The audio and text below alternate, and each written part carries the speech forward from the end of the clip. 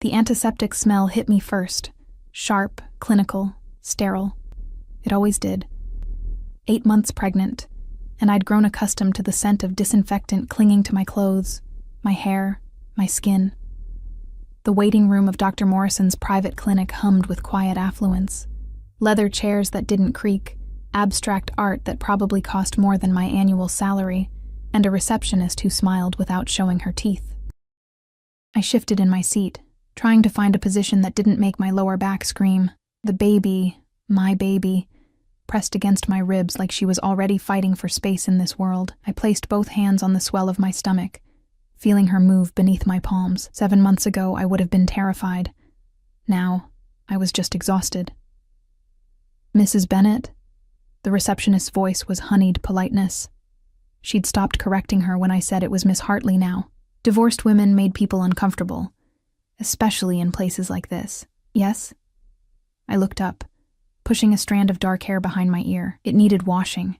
Everything about me needed attention I couldn't afford to give. Dr. Morrison is running a few minutes behind. There's fresh water and tea in the corner if you'd like. I nodded, not bothering to stand. The effort seemed monumental. Instead, I reached for the magazine on the side table. Something glossy about homes I'd never own and vacations I'd never take. The pages felt expensive beneath my fingertips, thick and smooth. 6 months. 6 months since I'd signed those papers in a lawyer's office that smelled like old books and broken promises. 6 months since Marcus had looked at me across that mahogany table, with eyes that held nothing. Not love, not hate, just absence. Like I'd already been erased. The divorce had been quick, brutal in its efficiency. He'd wanted out, and I'd been too tired to fight. Too tired to ask why. Too tired to care that the man I'd married, the man I'd loved with the kind of desperate intensity that burns you from the inside out, had simply decided I wasn't enough. I'd found out about the pregnancy 2 weeks after the ink dried, 2 weeks after I'd moved into a studio apartment in a neighborhood where sirens sang me to sleep. 2 weeks after I'd started working double shifts at the diner on 5th Street, serving coffee to strangers who never looked at my face. Marcus didn't know, couldn't know.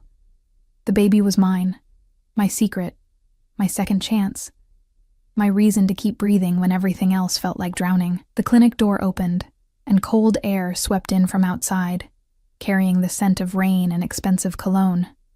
I didn't look up. Wealthy people came and went from places like this all day. Dr. Morrison catered to a specific clientele, the kind who paid cash and expected discretion.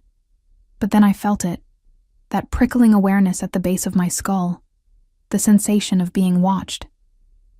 I lifted my eyes slowly, reluctantly, and the world tilted. He stood in the doorway like he owned it, like he owned everything. Tall. I'd forgotten how tall, with shoulders that filled his black overcoat. His dark hair was shorter than I remembered, styled with the kind of precision that spoke of expensive barbers and regular appointments.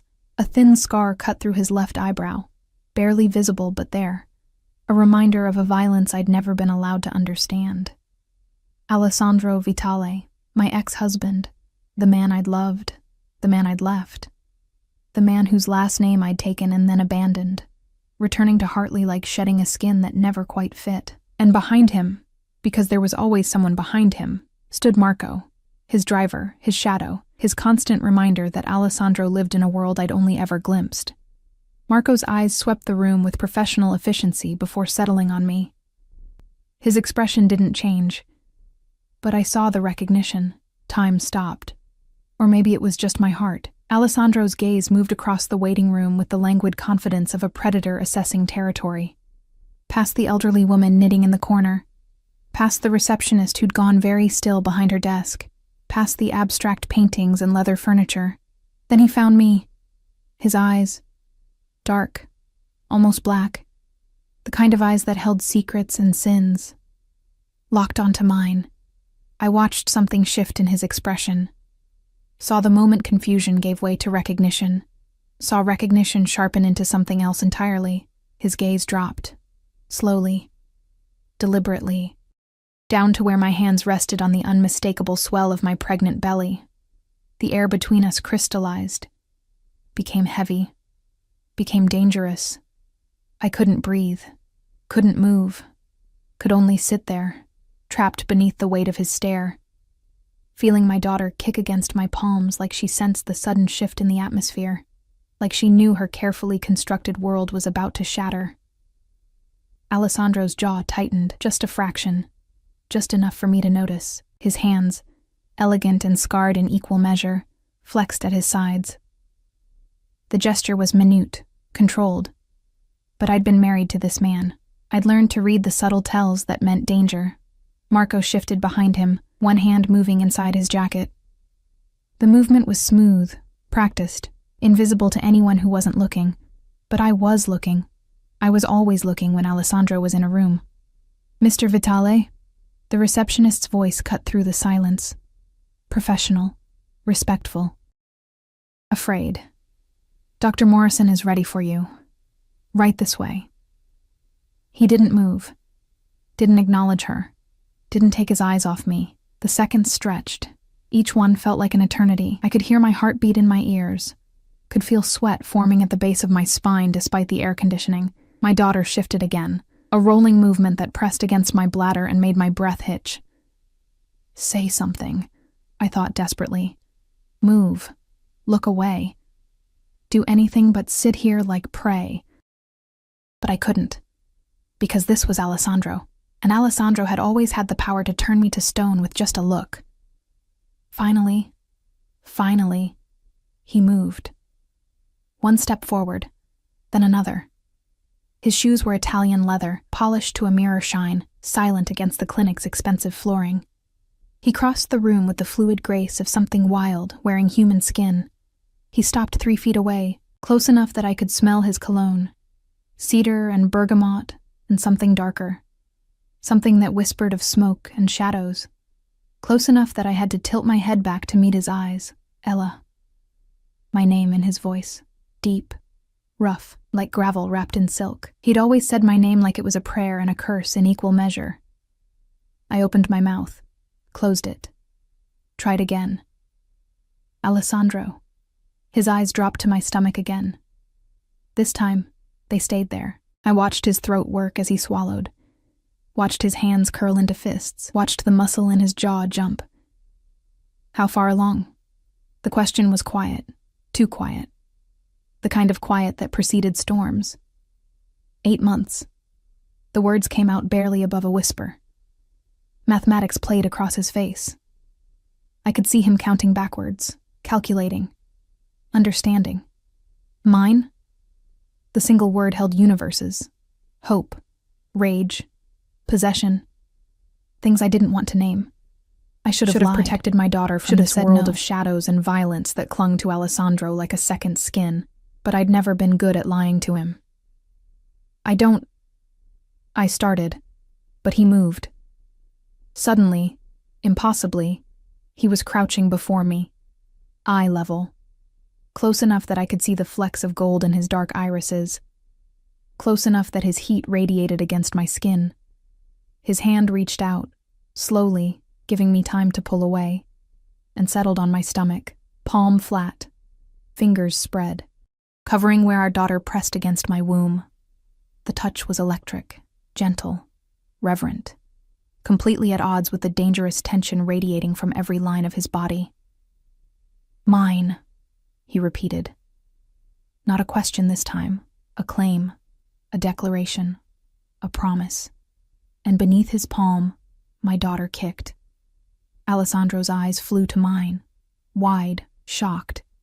Something vulnerable flickering across his features before he could lock it down.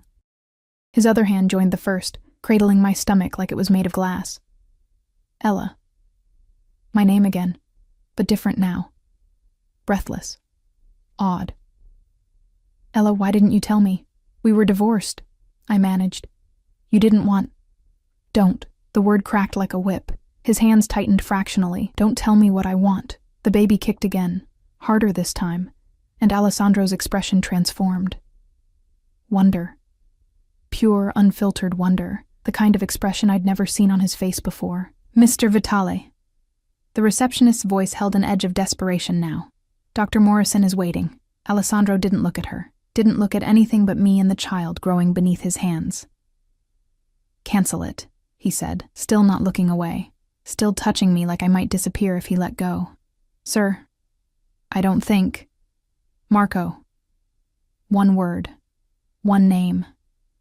That was all it took. I heard Marco move, heard the receptionist's sharp intake of breath, heard the quiet murmur of voices and the unmistakable rustle of money changing hands. We're leaving, Alessandro said. His hand slid up to cup my face, thumbs brushing my cheekbones, eyes searching mine with an intensity that made my lungs forget how to work. You and me and our baby, we're leaving, right now. I have an appointment. I'll get you the best doctors in the country, the world, whatever you need. Alessandro, I can't just... Yes. He leaned closer, his forehead almost touching mine, his breath warm against my lips. You can. You will. Because that's my child, Ella, my daughter. And I have spent 6 months in hell thinking I'd lost you forever. I'm not losing you again. I'm not losing her. Do you understand? It wasn't a question. It was a vow. And God help me, I felt something crack open in my chest. Something I'd sealed shut the day I signed those divorce papers. You let me go, I whispered. The accusation hung between us. You signed the papers. You walked away. Pain flashed across his face. Raw. Real. I know. And I've regretted it every single day since. His hands trembled against my skin. Actually trembled. Let me fix this. Let me protect you. Both of you. Please. The please undid me. Alessandro Vitale didn't say please, didn't beg, didn't show weakness.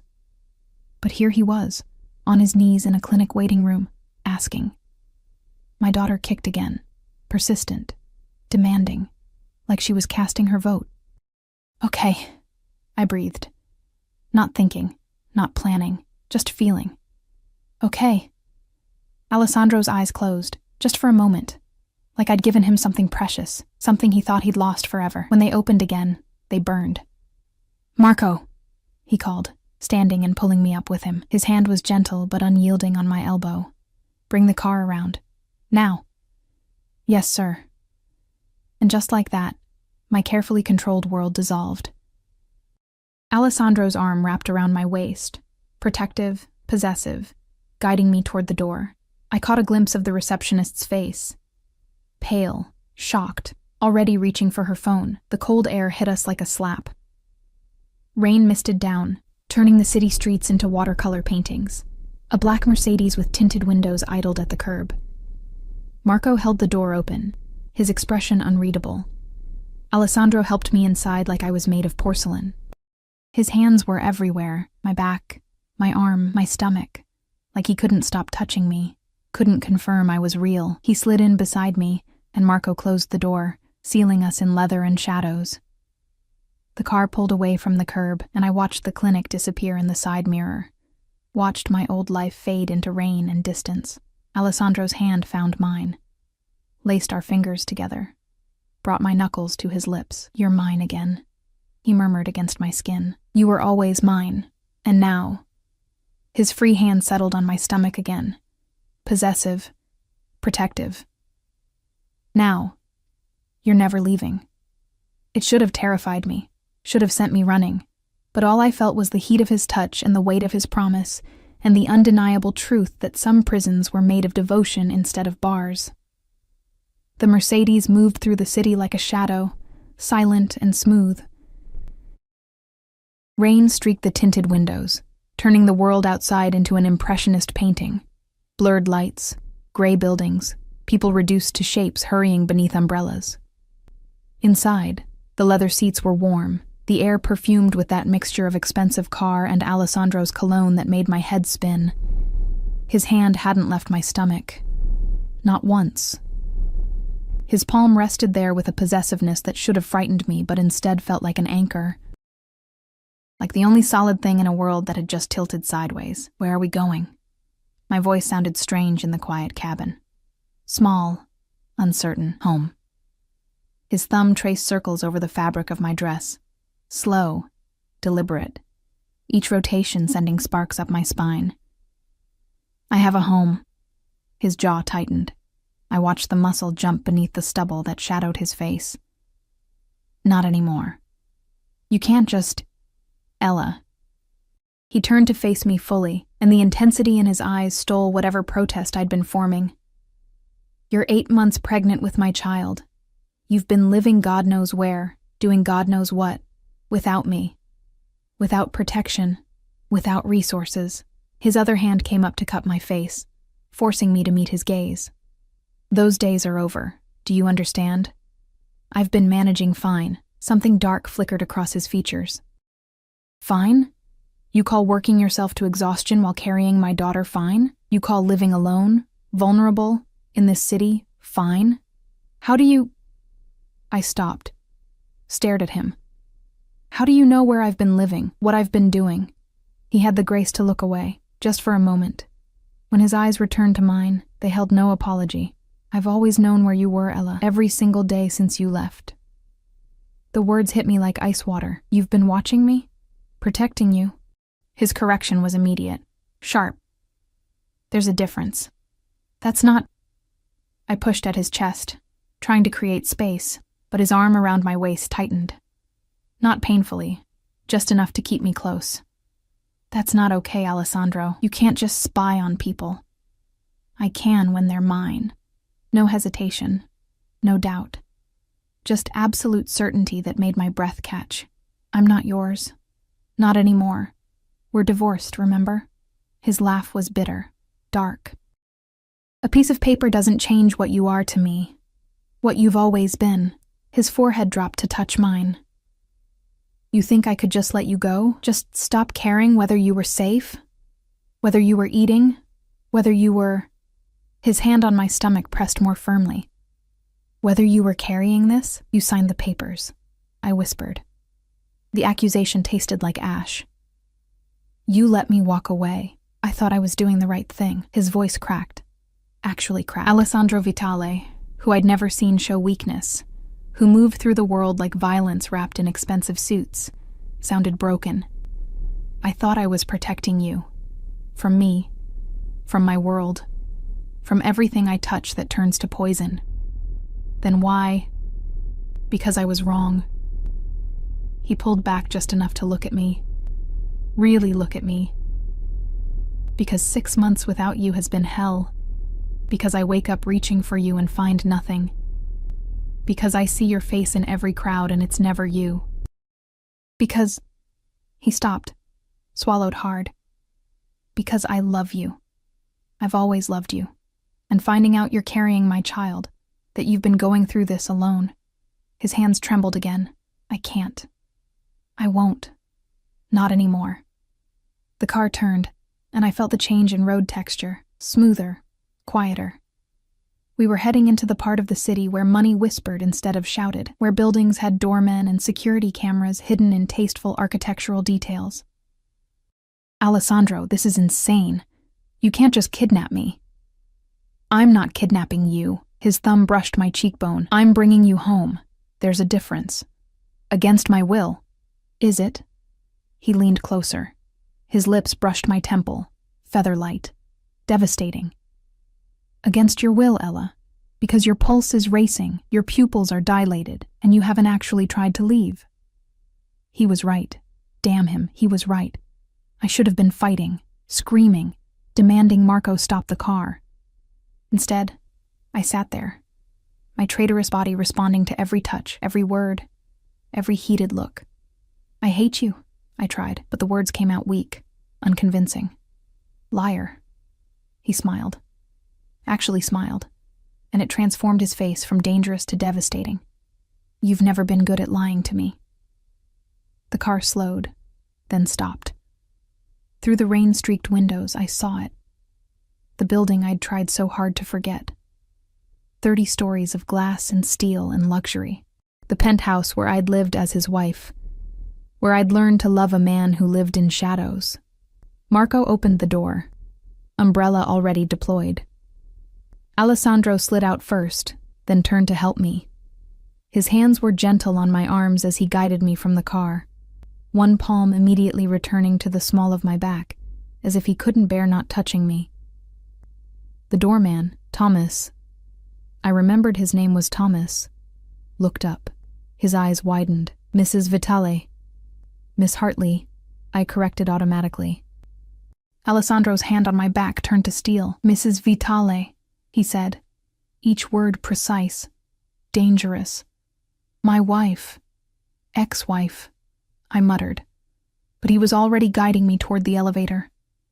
Marco followed 3 steps behind, water dripping from his dark suit, eyes scanning the lobby with professional paranoia. The elevator was empty, private. It went only to the penthouse. Alessandro had bought the entire top floor years ago, turning it into a fortress of luxury and security. The doors closed, and suddenly the space felt too small, too intimate, too filled with his presence and his heat, and his hands that wouldn't stop touching me. You can't keep me here, I said, watching the numbers climb. 25, 26, 27.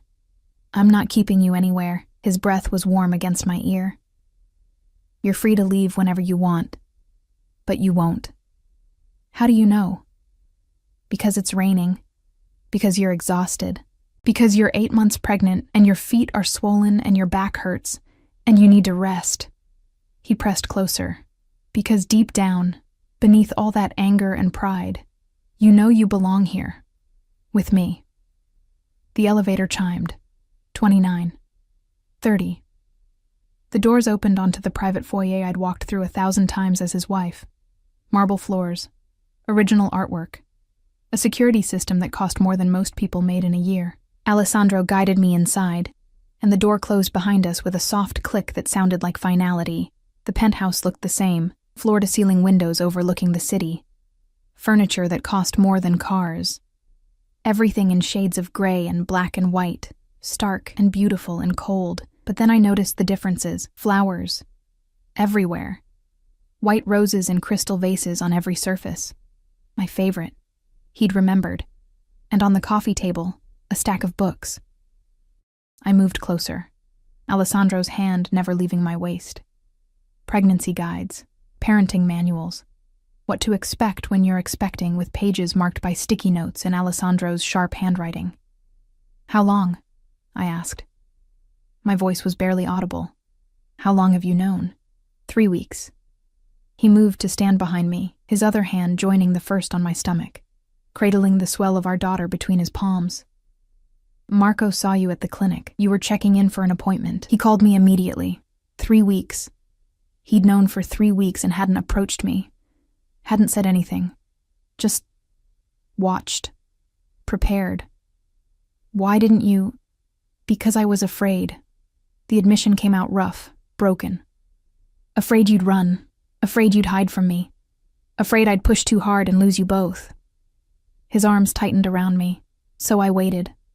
Had Marco follow you to make sure you were safe. Made arrangements. Prepared this place.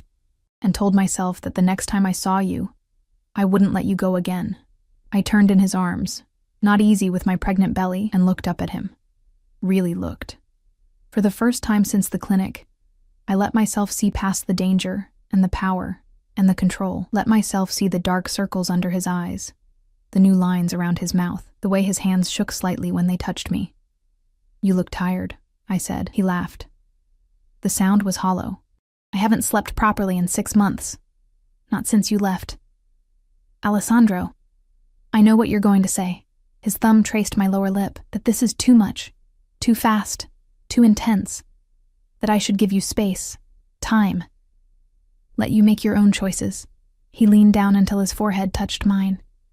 But I can't, Ella. I've tried. God knows I've tried. But you're here now, carrying my child. And every instinct I have is screaming at me to protect you, to keep you close, to make sure nothing in this world can hurt you. That's not healthy, I whispered. I never claimed to be healthy. His smile was sharp, self-aware. I'm a lot of things, Amore, but healthy isn't one of them, especially when it comes to you. The baby kicked. Hard. Right where his hands rested, his eyes widened. That same wonder I'd seen at the clinic transforming his features. Does it hurt? He asked. when she moves like that? Sometimes. Mostly it's just strange, like having someone else living inside you. She's strong. Pride colored his voice, just like her mother. How do you know it's a girl?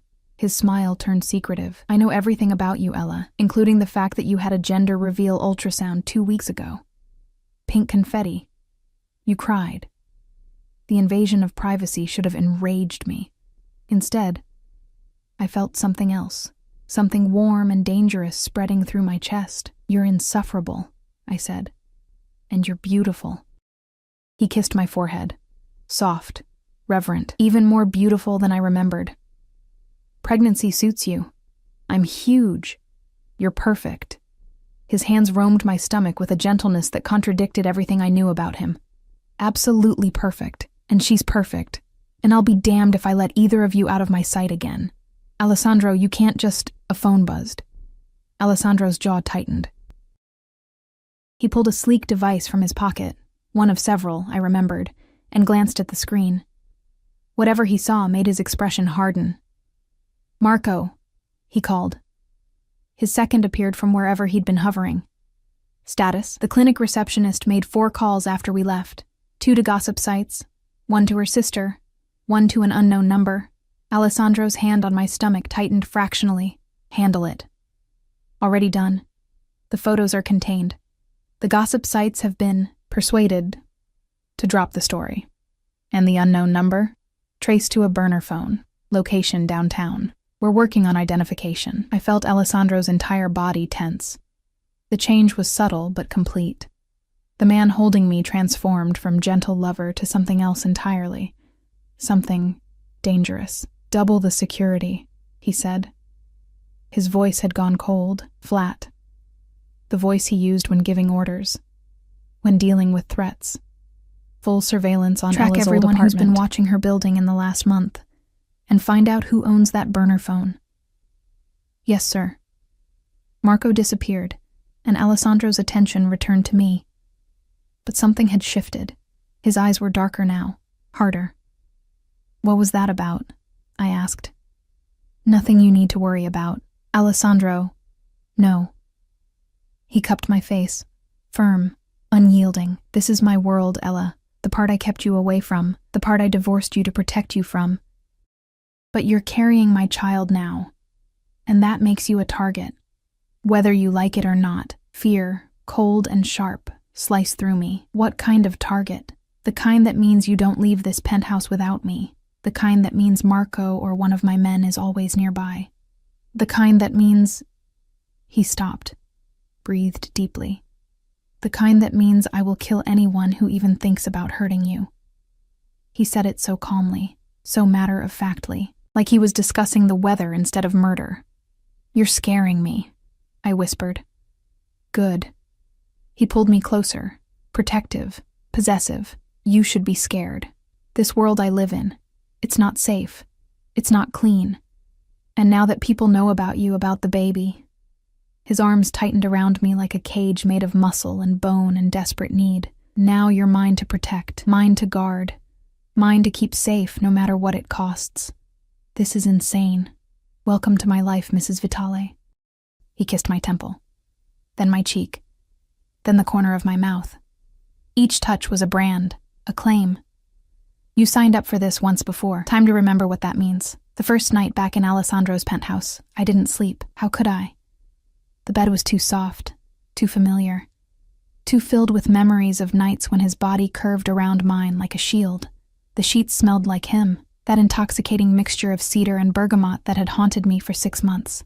And every time I closed my eyes, I felt his hands on my stomach, heard his voice promising to protect me, saw that dangerous intensity in his dark eyes. Around 3 a.m, I gave up. My daughter was awake anyway, performing acrobatics against my ribs, like she was training for some kind of in utero Olympics.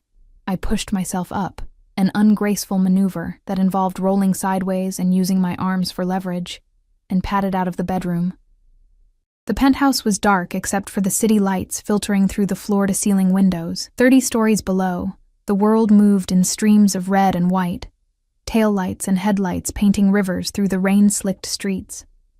From up here, Everything looked small, manageable, safe. I knew better. Can't sleep? I jumped, hand flying to my chest. Alessandro stood in the doorway of his office, backlit by the glow of multiple computer screens. He'd changed from his expensive suit into black pants and a white shirt with the sleeves rolled up, exposing forearms corded with muscle and decorated with scars I'd traced 100 times with my fingertips. "You scared me," I breathed. "I'm sorry." He moved toward me with that predatory grace that always made my pulse quicken. "I heard you moving around, wanted to make sure you were all right." "I'm fine. Just restless."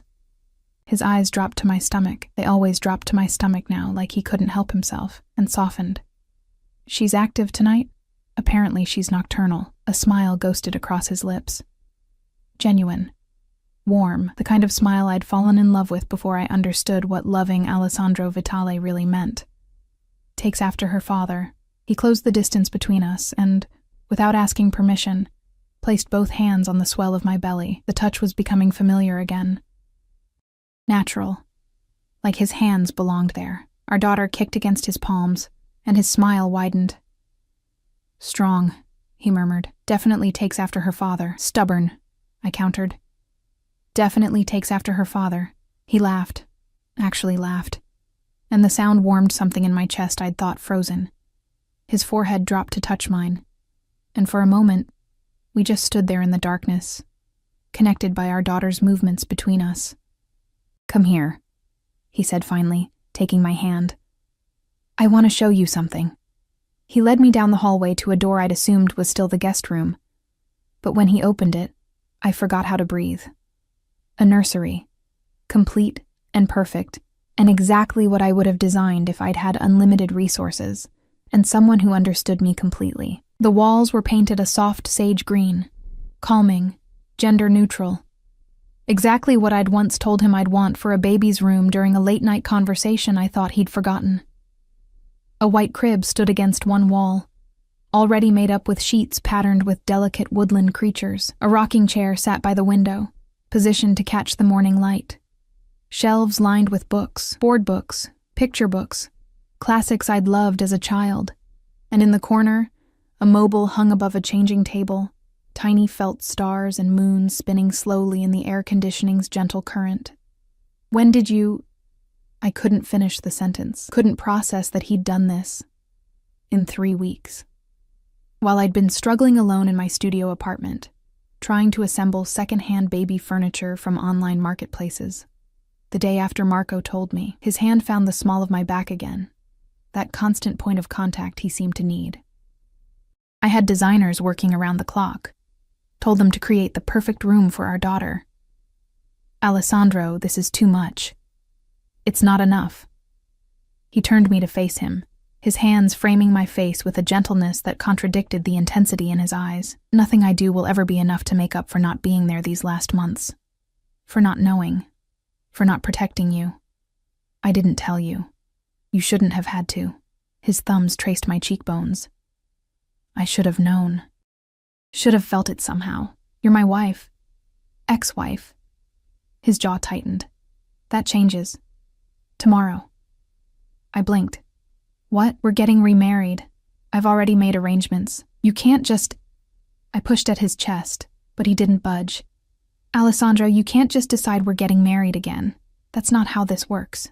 "Then tell me how it works." He backed me gently against the wall, caging me in with his arms on either side of my head. Not threatening. Just present. Unavoidable. "Tell me how I'm supposed to let my pregnant wife live separately from me. Tell me how I'm supposed to sleep knowing you and our daughter aren't protected. Tell me," his voice cracked. "Tell me how I'm supposed to survive losing you again. You're the one who let me go. Biggest mistake of my life." He leaned closer, his breath warm against my lips. "One I'm not repeating. You're mine, Ella. You've always been mine. And that baby you're carrying, she's mine too. My family. My responsibility. My everything. This is crazy. Yes." No hesitation. No denial. "I'm crazy about you. Crazy protective. Crazy obsessed. I've always been crazy when it comes to you." His hand slid down to rest on my stomach again. "But now there's her to think about, and I promise you, Amore, I will burn this entire city down before I let anything happen to either of you." The scariest part was that I believed him. "I need time," I whispered, "to think, to process all of this." "You have until tomorrow afternoon, Alessandro. Non-negotiable." He kissed my forehead, soft, final. "We're doing this right, legal, binding, unbreakable. You'll have my name again, my protection, my resources, everything that's mine becomes yours." "I don't want your money." "I know." His smile was tender, devastating. "That's one of the reasons I love you. You never wanted any of this, the wealth, the power, the status. You just wanted me. I wanted the version of you that didn't terrify me. That version doesn't exist." Brutal honesty. "I am terrifying, Ella. I've done things that would make you run screaming. I've hurt people, destroyed lives, built an empire on blood and fear and ruthlessness." His hands tightened on my stomach, protective, possessive. "But I have never, not once, hurt you, and I never will. That's the promise I can make, the only one that matters." Our daughter kicked, as if agreeing with him. Traitor. "I'm exhausted," I admitted. The adrenaline from the last 12 hours was wearing off, leaving me hollow and shaky. "Then let me take care of you." He scooped me up, actually picked me up like I weighed nothing despite my pregnant belly, and carried me back to the bedroom. The gesture should have been ridiculous. Instead, it felt inevitable. He laid me down gently, arranging pillows behind my back and under my knees with the kind of careful attention that made my throat tight. Then he stretched out beside me, one hand immediately finding my stomach again. "Sleep," he commanded softly. "I'll watch over you both. You need to sleep too." "I will. Later. Right now." His thumb traced circles over where our daughter pressed against my womb. "Right now. I just want to feel her move, want to memorize this, make up for all the moments I missed." I should have sent him away, should have maintained boundaries, should have protected my heart from falling back into the trap of loving Alessandro Vitale. But I was tired, so tired, and his warmth was seeping into me, his presence making me feel safer than I had in months, and my traitorous body was already relaxing into the familiar comfort of having him near. "Just tonight," I murmured, eyes drifting closed. "Every night," he corrected. His lips brushed my temple. "For the rest of our lives." I wanted to argue, wanted to fight. But sleep pulled me under, and the last thing I felt was Alessandro's hand on my stomach and his whispered promise in Italian. Words I'd learned during our marriage, words that meant mine, always mine, forever mine. Morning came with sunlight and the smell of coffee. I blinked awake slowly, disoriented. The bed was empty beside me, but I could hear movement in the other room. Voices. Alessandro's deep rumble and Marco's quieter responses. I pushed myself up, wincing at the stiffness in my back. Pregnancy at 8 months was a special kind of torture. Everything hurt, nothing fit, and I had to pee constantly. I shuffled to the bathroom, caught sight of myself in the mirror, and grimaced. My hair was a disaster. My face was puffy. The dress I'd fallen asleep in was wrinkled beyond salvation. When I emerged, Alessandro was waiting. He'd showered and changed into fresh clothes. Charcoal pants and a black shirt that probably cost more than my monthly rent. He looked perfect. Dangerous. Mine. No. Not mine. Not anymore. "Good morning." He crossed to me immediately, hands reaching for my stomach like a compass finding north. "How did you sleep?" "Better than I have in months," I admitted reluctantly. Satisfaction gleamed in his eyes. "Good, I've had breakfast prepared. Come." He guided me to the dining room, where the table was laden with enough food to feed an army. Fresh fruit, pastries, eggs prepared 3 different ways, toast, juice, coffee, decaf, I noted. He'd remembered. "This is too much," I said. "You need to eat. For her." His hand hadn't left my lower back, that constant proprietary touch that was becoming normal again. "Sit, I'll fix you a plate." "I can fix my own plate. I know you can." He pulled out a chair, waiting. Humor me. There was something in his voice, something vulnerable beneath the command. So I sat and watched as he filled a plate with careful attention to nutrition and variety, remembering what I liked, what made me nauseous, what I craved. He set it before me and took the seat beside mine, close enough that our thighs touched. Close enough that I could feel his heat. His attention never wavered from me as I ate, dark eyes tracking every bite like he was memorizing it. "Stop staring," I said around a mouthful of scrambled eggs. "Can't help it." His hand found my knee under the table. "Squeeze gently. I've missed watching you do ordinary things. Eating, reading, existing. That's creepy." "I know. No shame, no apology. I've been told I'm obsessive when it comes to you. Apparently divorce doesn't cure that. Apparently not." Marco appeared in the doorway, expression neutral, but tension evident in the set of his shoulders. "Sir, we have a situation." Alessandro's entire demeanor changed. The gentle lover vanished, replaced by something cold and lethal. "What kind of situation?" Someone's been asking questions about Mrs. Vitale, about the pregnancy. I felt Alessandro's hand on my knee turn to stone. "Who?" "We're still investigating, but they've been persistent, professional. They know things they shouldn't." "Like what?" Marco's eyes flicked to me, then back to Alessandro. "Like where she's been living, where she works, her doctor's appointments." Ice flooded my veins. "Someone's been following me?" "Following. Photographing, documenting." And Marco's voice was carefully neutral.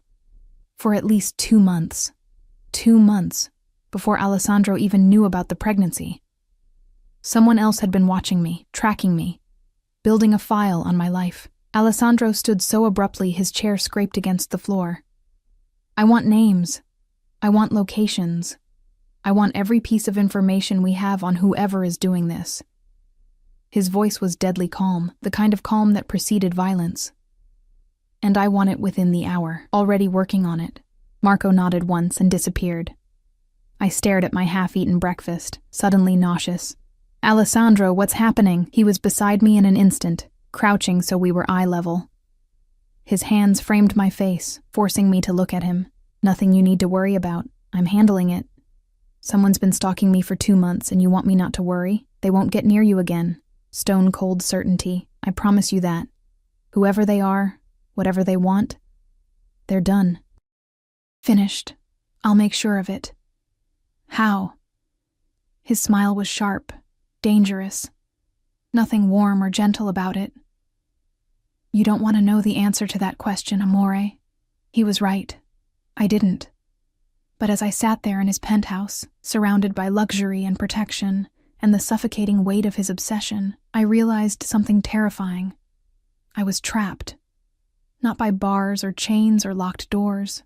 Trapped by my own heart, by the daughter growing inside me who kicked whenever he spoke. By the part of me that felt safer in his dangerous arms than I ever had alone. Alessandro Vitale had let me go once. I'd thought I'd escaped, but looking at him now, at the possessive intensity in his eyes, the protective fury radiating from every line of his body, the absolute certainty that I belonged to him, I understood the truth. He'd never really let me go at all. He'd just been waiting for the right moment to pull me back into his orbit, and now, carrying his daughter, I was caught. Completely, irrevocably. The golden cage door had closed, and God help me, part of me was relieved. 3 days passed in Alessandro's penthouse like being suspended in amber, beautiful, suffocating, unreal. He worked from home, converting his office into a command center where Marco and various other men in expensive suits came and went with alarming frequency. I heard fragments of conversations through closed doors, words like surveillance, threat assessment, and containment that made my stomach clench with anxiety I tried to ignore. But when Alessandro was with me, all of that disappeared. He became someone else entirely, someone attentive and gentle, and so intensely focused on my well-being that it felt like standing in the sun. He'd arranged for Dr. Morrison to make house calls. Apparently enough money could convince anyone to abandon professional boundaries. She'd examined me in the nursery Alessandro had created, her practiced hands checking my blood pressure. measuring my belly, listening to our daughter's strong heartbeat, while Alessandro watched from the doorway with an expression that looked like prayer. "Everything looks perfect," Dr. Morrison had said, packing up her equipment. "The baby is healthy. Good position. You're doing wonderfully, Ella." Alessandro had paid her in cash. An obscene amount that she'd accepted without blinking, probably understanding that discretion was part of the transaction. Now, on the fourth morning, I stood in the nursery alone, running my fingers over the crib's smooth wooden rails. Outside, rain fell in sheets, turning the city into a watercolor blur. Inside, everything was warm and safe and expensive. Too expensive. Too perfect. Too much like a dream I'd wake from. "She'll sleep here." Alessandro's voice came from behind me. I hadn't heard him approach. He moved like smoke when he wanted to. "Right next to our room, close enough that we'll hear her the moment she needs us." "You mean close enough that you can watch over her obsessively?" I corrected, not turning around. His arm slid around my waist from behind, hand settling on my stomach with that possessive reverence that had become constant. "Yes," he agreed without shame. "That too." I leaned back against his chest despite myself. He was warm, solid, real, and my body remembered being held by him, remembered the safety of his embrace even when my mind screamed warnings. "Alessandro, we need to talk." About all of this." I gestured vaguely at the nursery, the penthouse, the life he was building around me without my permission. "About what happens next. About the wedding tomorrow." His lips brushed my temple. "I know. Everything is arranged." I turned in his arms, which was becoming increasingly difficult with my pregnant belly. "I didn't agree to that." "You will." Such absolute certainty, like my agreement was inevitable, predestined. "Because you're practical, Ella. You always have been. And you know that being my wife again protects you. Protects her." His hand pressed against where our daughter rolled beneath my skin. "Gives her my name, my legitimacy, my world. Your dangerous world. Every world is dangerous." He cupped my face, tilting it up so I had no choice but to meet those dark, intense eyes. "Mine comes with resources to fight back, with power to protect what's mine, with me between you and anything that would hurt you. What about the person who's been following me? Have you found them yet?" Something flickered across his face. Fury, cold and lethal. "We're close. That's not an answer. It's the only answer you're getting." His thumb traced my lower lip. "Trust me to handle this, Amore. Trust me to keep you safe. I trusted you before. You divorced me." Pain lanced through his expression, raw, real. "And I've regretted it every day since. Every hour. Every minute." He pressed his forehead to mine. "I thought I was protecting you by letting you go. Thought my world was too dark, too violent, too corrupted for someone like you. Someone pure and good and innocent. I'm not innocent. You are compared to me." His hand slid into my hair, cradling my head. "You have no idea what I've done, Ella. What I'm capable of. The things I've ordered. The blood on my hands." "Then tell me." "No. Immediate. Final. That's one thing I'll never do. You don't need that darkness in your head. Don't need to see me as the monster I am. You're not a monster." His laugh was bitter. "You only think that because I've been very careful about what you see, but I am, Amore. I'm a monster who loves you, who would kill for you, who would burn the world down if it meant keeping you safe." His hands tightened in my hair. Not painful, just desperate. "Does that terrify you?" "Yes," I whispered honestly. "Good. It should." He kissed my forehead. Soft. Reverent. Complete contradiction to his words. "But know this. I would never hurt you. Never. You and our daughter are the only pure things in my life. The only things worth protecting." Our daughter chose that moment to kick. Hard. Right where Alessandro's hand rested on my stomach. He smiled. Actually smiled. And the transformation was stunning. All that darkness and danger melting into something tender. "She agrees with me," he said. "She has terrible judgment. She has her father's stubbornness." He knelt then, right there in the nursery, and pressed his lips to my stomach, whispered something in Italian I couldn't quite catch, Something about protection and love and promises. When he looked up at me, his eyes were wet. Alessandro Vitale, Mafia Boss, dangerous man, killer probably, crying over our unborn daughter. "I'm going to be a good father," he said. Not a question. A vow. "I'm going to give her everything, protect her from everything, love her the way I love you, completely, obsessively, without reservation. That's what I'm afraid of," I admitted. He stood, pulling me close again. "Then be afraid, but don't leave. Don't take her away from me. Let me do this, Ella. Let me be your husband again. Let me be her father. Let me prove I can be better than I was. You can be her father without us being married. I want both." His jaw set, stubborn, immovable. "I want the ring back on your finger. Want my name attached to yours. Want everyone who looks at you to know you're mine. Protected, untouchable. That's not romantic, Alessandro. That's possessive." "I know." No apology. I've never claimed to be romantic.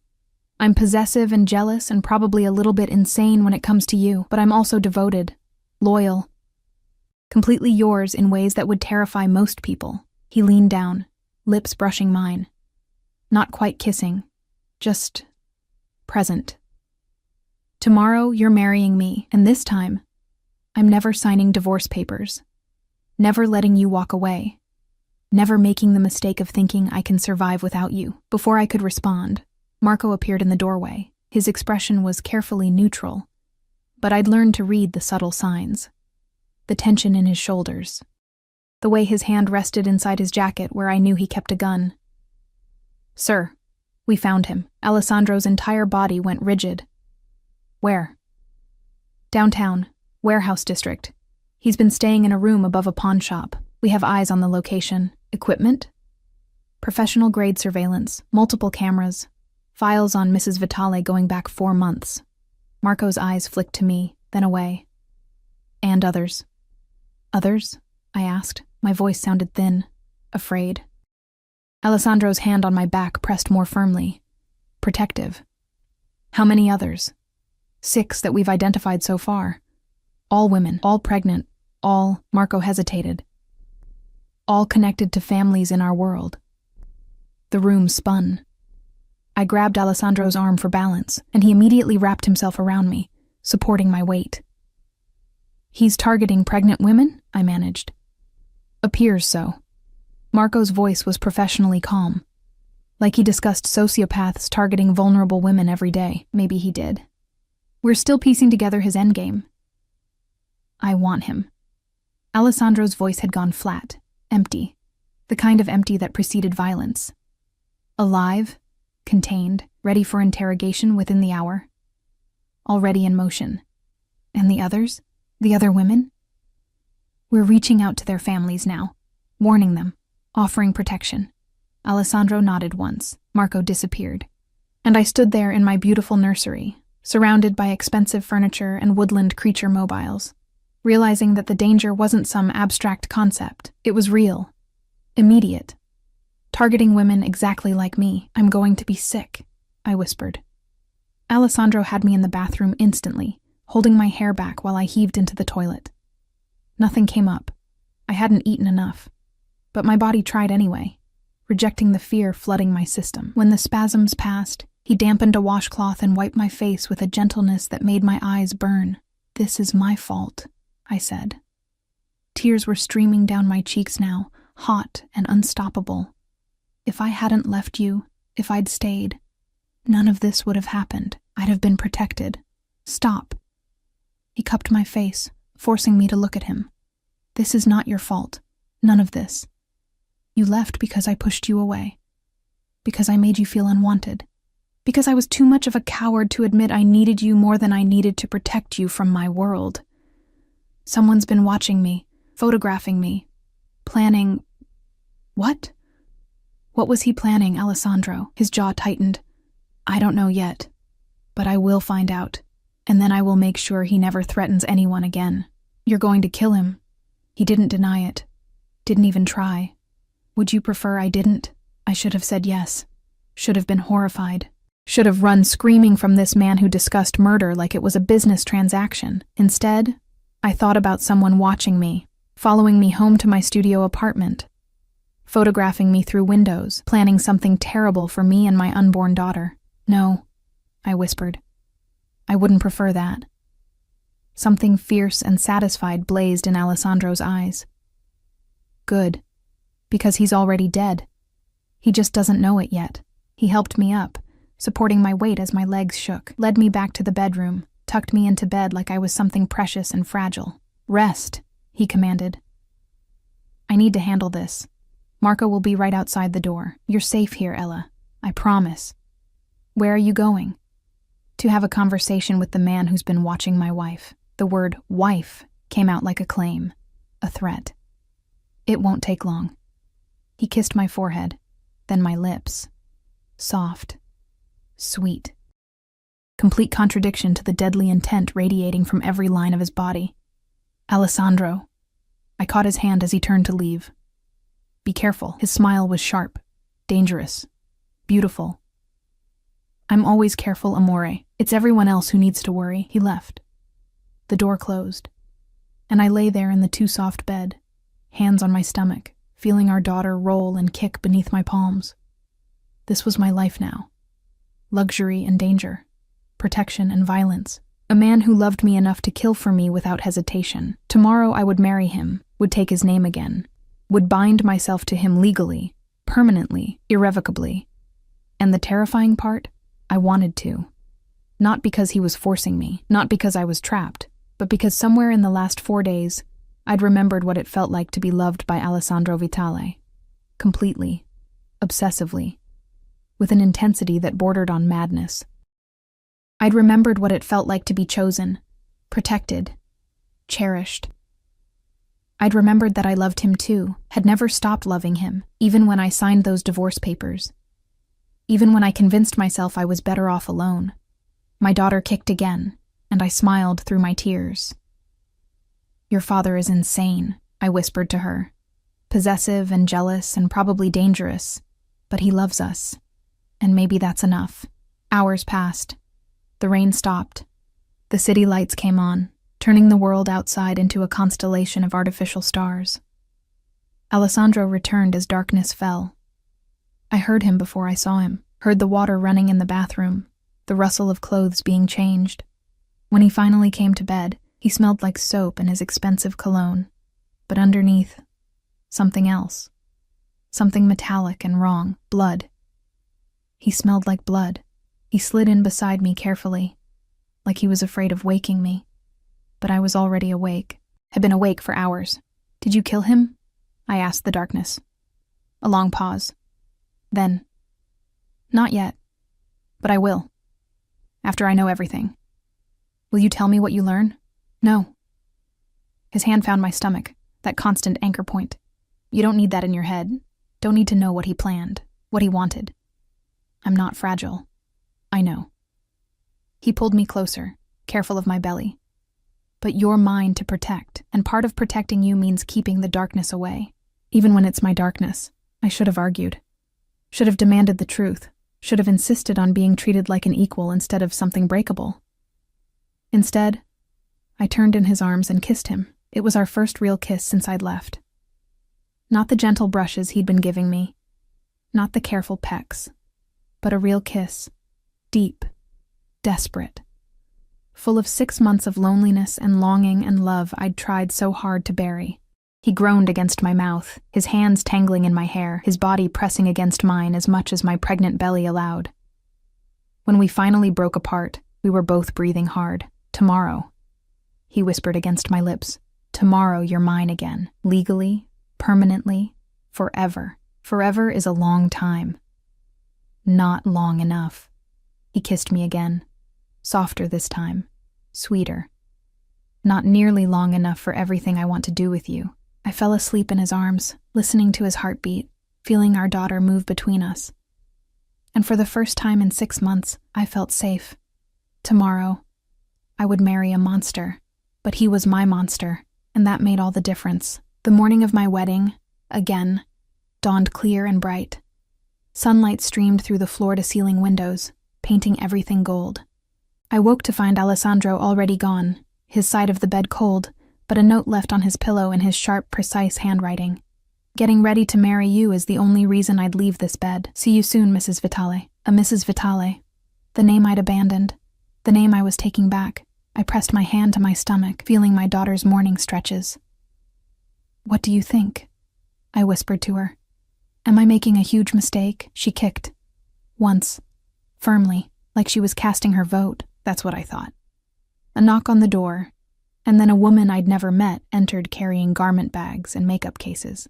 She was maybe 50, elegant, professional, with kind eyes that assessed me quickly. Mrs. Vitale, I'm Marie. Mr. Vitale hired me to help you prepare. Her voice held a slight French accent. I've brought several dress options, all designed to accommodate your beautiful condition. Several turned out to be 7, each one more stunning than the last. Flowing silk that draped over my belly like water, delicate lace that made me look ethereal, soft chiffon and champagne that caught the light. I chose the champagne. It felt right. Not white. I wasn't that innocent anymore. Not black.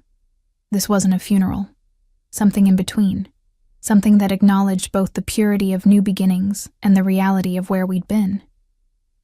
Marie worked magic with makeup, covering the dark circles under my eyes, making my skin glow, emphasizing my features without making me look like someone else. She left my dark hair down, just added subtle waves and pinned one side back with a delicate clip that looked antique. When I looked in the mirror, I barely recognized myself. I looked beautiful, radiant, like someone worth marrying. He's a very lucky man, Marie said softly, adjusting the dress one final time. I'm not sure that's true, she smiled, knowing. A little sad. I've worked for Mr. Vitale for 5 years. I've never seen him look at anyone the way he looks at you, like you're the only thing keeping him human. The words settled over me like a weight, or maybe wings.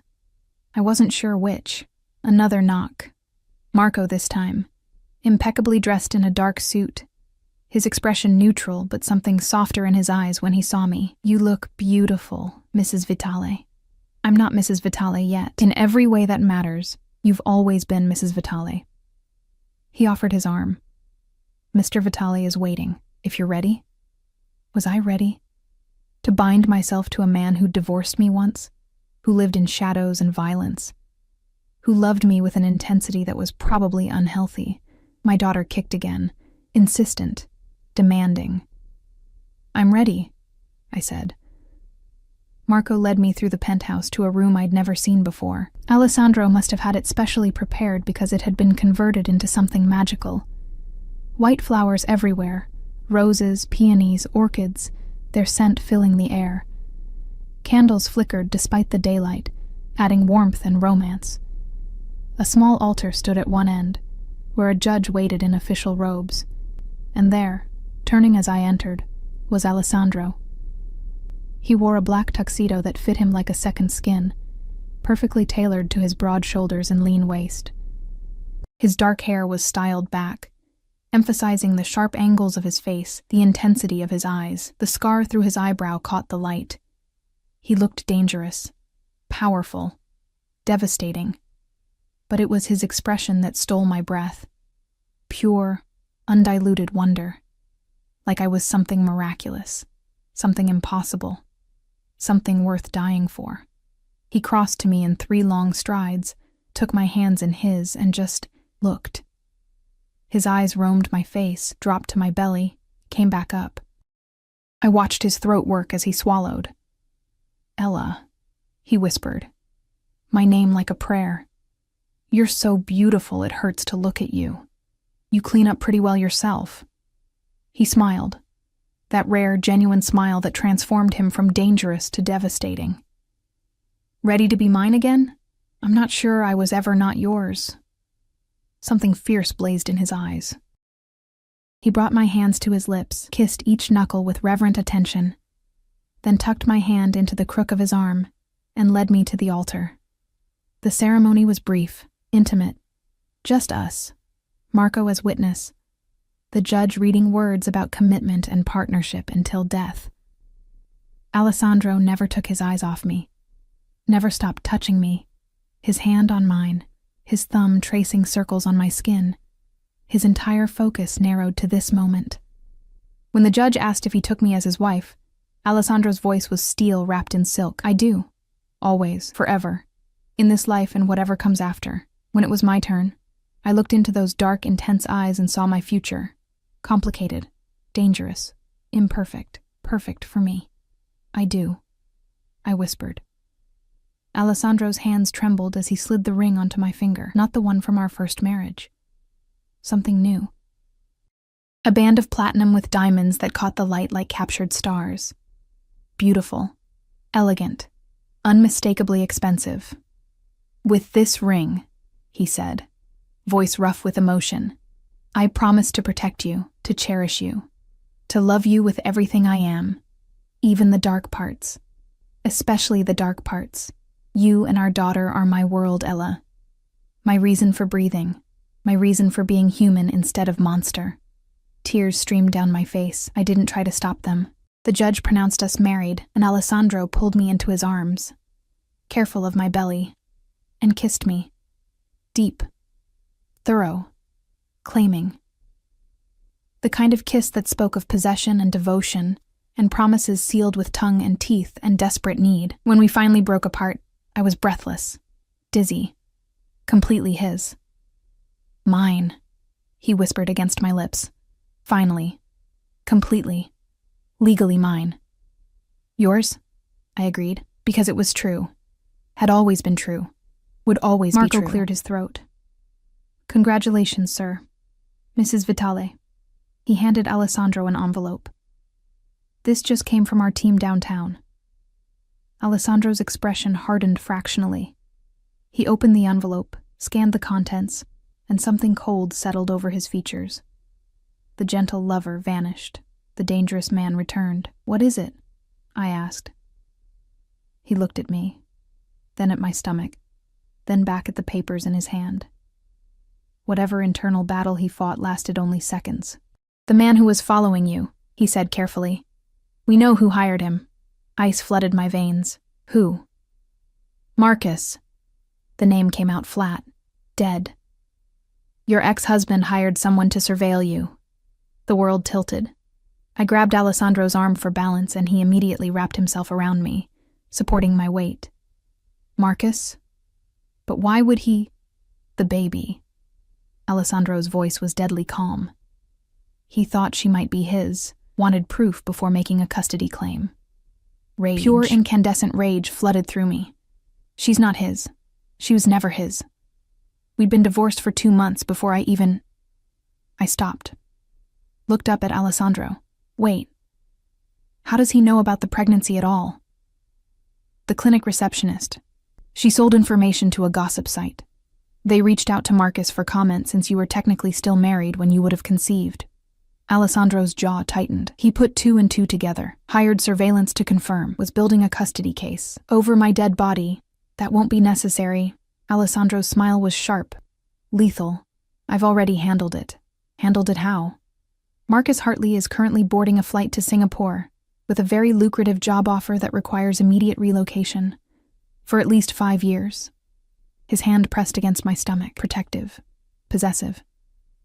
He signed documents relinquishing any potential claim to children from your previous marriage. Legally, permanently, irrevocably, I stared at him. You bought him off. I convinced him that his best interests lay elsewhere. Alessandro cupped my face. He was never going to have her, Ella. Never. I would have burned the world down before letting another man claim my daughter. She's not even born yet, and you're already being possessive. I'm going to be possessive over her for the rest of my life. No apology. Just fact. She's mine. You're mine. And I protect what's mine. Our daughter kicked, as if reminding us she had opinions too.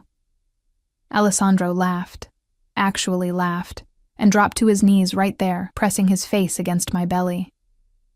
Your mother thinks I'm crazy, he told her. But you understand, don't you, Piccola? That I would do anything, to keep you both safe. She kicked again.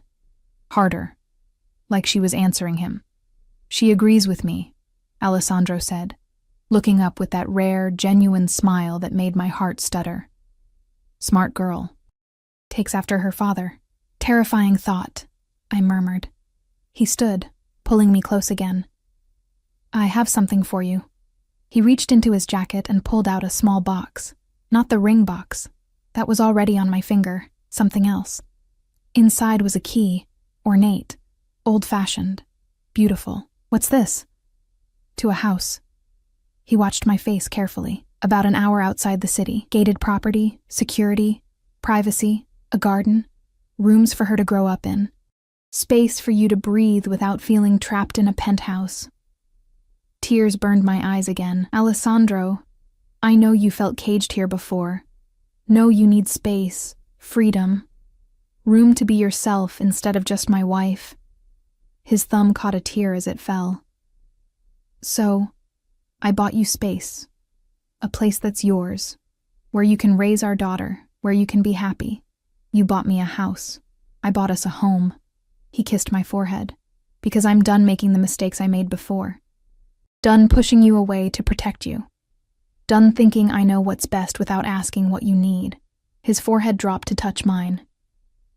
I love you, Ella, and I'm going to spend the rest of my life proving it.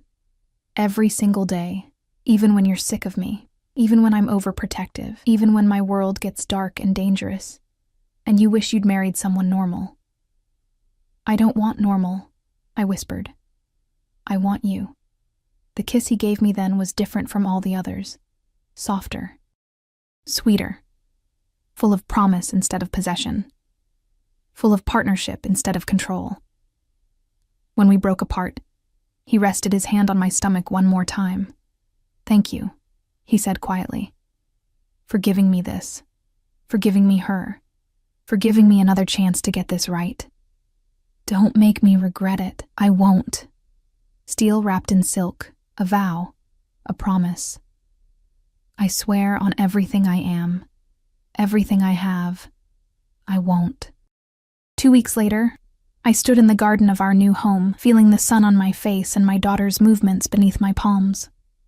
The house was beautiful, modern but warm, spacious but intimate, exactly what I would have chosen if I'd had unlimited resources and someone who understood me completely. Alessandro had been true to his word. He worked from a home office, refusing to leave me for more than a few hours at a time. He attended every doctor's appointment, read every pregnancy book, prepared the nursery with meticulous attention to detail. He was there when I couldn't sleep, when my back ached, when I craved strange foods at midnight. He was there. Constantly. Completely. Sometimes overwhelmingly, but he was also gentle, patient. Understanding when I needed space. Backing off when I asked. Learning to love without consuming. Marco had found us in the garden one afternoon, his expression carefully neutral as always.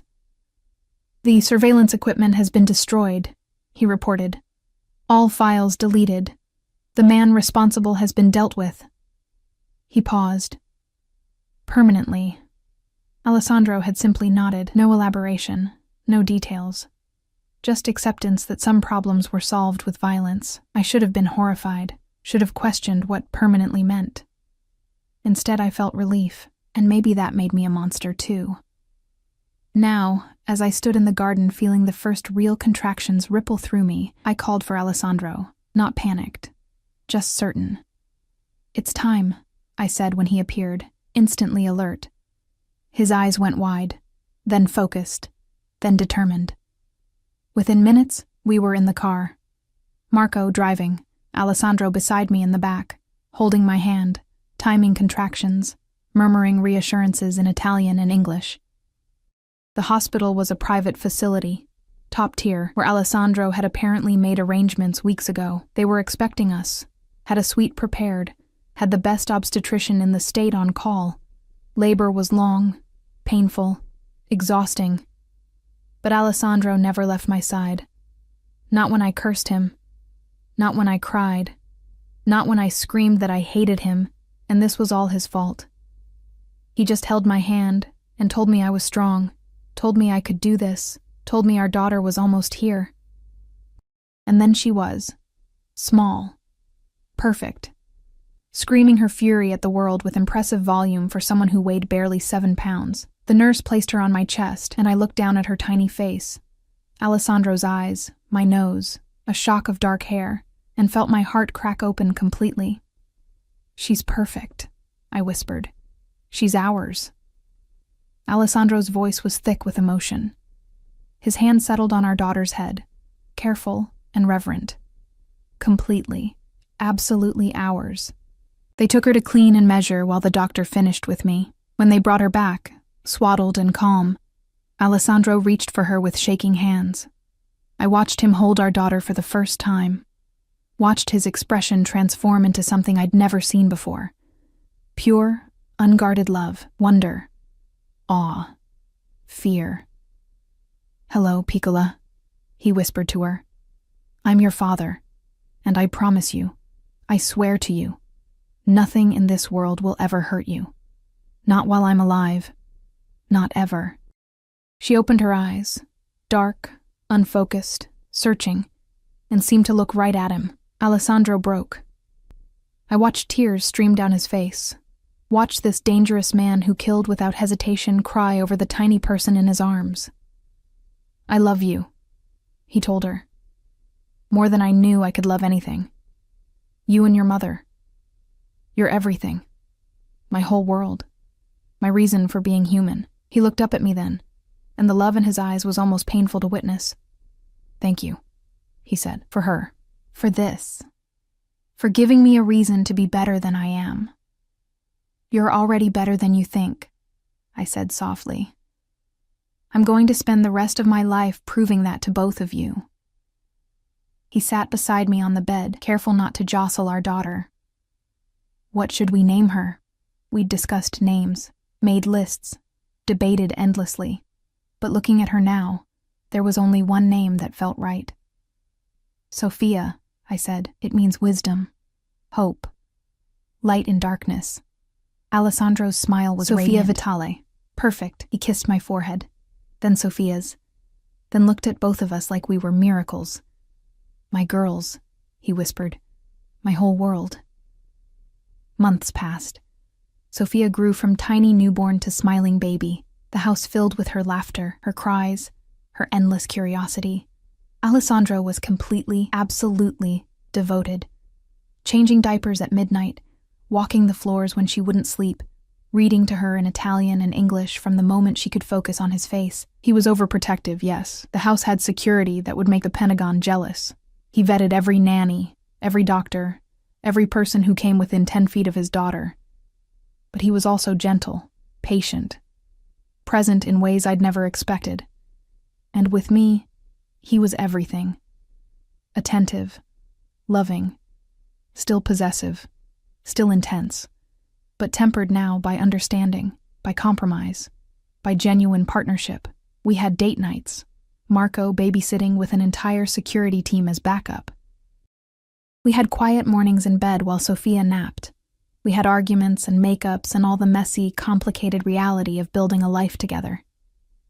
It wasn't perfect. His world was still dark, still dangerous.